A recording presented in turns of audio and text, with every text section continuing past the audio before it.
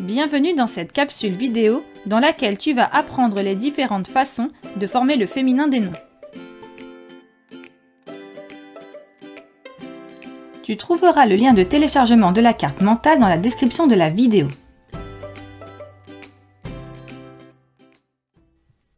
Il existe plusieurs façons de former le féminin d'un nom.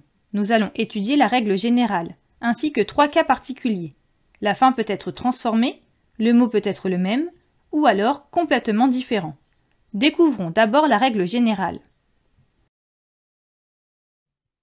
En général, il suffit d'ajouter un « e » à la fin du nom masculin pour le mettre au féminin. En faisant cela, il est possible que l'on entende un changement entre les deux noms. Prenons l'exemple du nom masculin « cousin ». Au féminin, ce nom devient « cousine ». On lui a ajouté un « e » à la fin. Ainsi, le son final « in » a été modifié en « in ». Voyons un autre exemple, le renard. Ce nom masculin devient la renarde au féminin. L'ajout du « e » final a permis d'entendre la consonne finale muette du nom masculin, ici la lettre D. Cependant, il est également possible que l'on n'entende pas de changement. Par exemple, si à l'écrit, on détermine le genre grâce au « e ». À l'oral, ce nom se prononce ami, au masculin et au féminin. L'ajout du « e » final n'a pas modifié la prononciation. Dans ce cas, c'est le déterminant qui nous permet de connaître le genre. Attention, les noms masculins se terminant en N, L et T peuvent doubler la consonne finale avant d'ajouter le E final. Par exemple, le nom masculin champion se termine par un N. Pour le mettre au féminin, il faut doubler ce N, puis mettre le E. Cela donne championne, qui se termine par 2 NE. De même, le nom masculin chat, se terminant par un T, devient au féminin chatte, se terminant par 2 TE. Ou bien, le nom masculin criminel, finissant par L, donne criminel, finissant par 2 LE. Étudions à présent 6 cas particuliers dans lesquels la fin du nom masculin est transformée pour donner le nom féminin. Premier cas, les noms masculins finissant par E, ER, comme par exemple les noms de métier. Au féminin, ces noms remplacent le « et » final par « r », « e » accent grave, « re », comme par exemple « berger » qui devient « bergère ». Deuxième cas, les noms masculins finissant par « eur », « eur ». Pour mettre ces noms au féminin, il faut remplacer « eur » par « euse », « euse ». Par exemple, « danseur » au masculin devient « danseuse » au féminin. Troisième cas, les noms masculins en « teur », « teur ». Pour la plupart d'entre eux, le « teur » final se transforme en « trice », TRICE au féminin, comme par exemple directeur, qui donne directrice. Quatrième cas, les noms masculins se terminant par un E.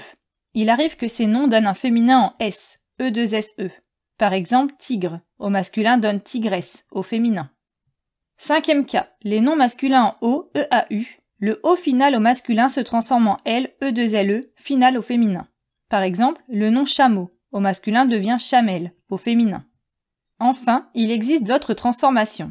Par exemple, le X final de époux devient SE dans son féminin épouse.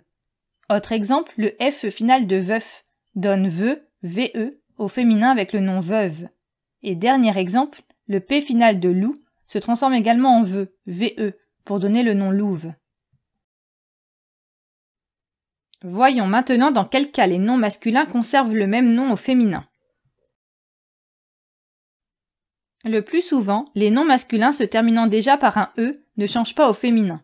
Il n'y a pas besoin de rajouter un E puisqu'il y en a déjà un. Le seul moyen de différencier les deux genres est de se référer au déterminant.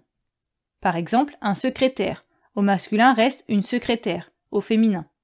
De même, on a un élève et une élève. Enfin, penchons-nous sur les situations où le nom au féminin est différent du mot au masculin. Certains mots sont complètement différents au masculin et au féminin. Ils n'ont rien en commun. À titre d'exemple, on peut retrouver oncle, qui au féminin devient tante, ou bien encore cheval, qui donne jument au féminin. Et voilà, dans cette capsule vidéo, tu as appris à former le féminin des noms grâce à la règle générale et à 3 situations particulières.